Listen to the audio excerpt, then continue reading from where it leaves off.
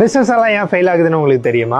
6 out of 10 பிஸ்னஸஸ்ல first 1 இயர்லயே மற்ற பிஸ்னஸ் எல்லாமே ஃபெயில் ஆயிருது. Reason number 1, lack of strategical planning. Just என்னோட பிஸ்னஸ் இப்படி இருக்கணும் அப்படி இருக்கணும்ட்டு இமேஜினரி பிளானிங் தான் பண்றாங்களோ தவிர கரெக்டான மென்டர்ஸை செலக்ட் பண்ணி கரெக்டான கைடன்ஸோட ஸ்ட்ராட்டஜிக்கலாக யாரும் மூவ் பண்ண ரெடியா இல்லை. ரீசன் நம்பர் 2, நிறைய பேர்த்த நம்பி அவங்க பிஸ்னஸை ஸ்டார்ட் பண்றது.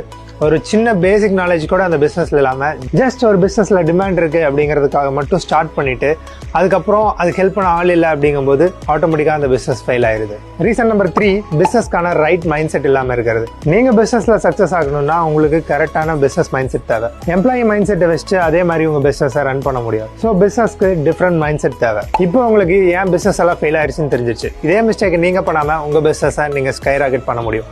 நம்பர் 1, உங்க மென்டரை செலக்ட் பண்ணுங்க. நம்பர் 2, ஸ்ட்ராட்டஜியோட போங்க.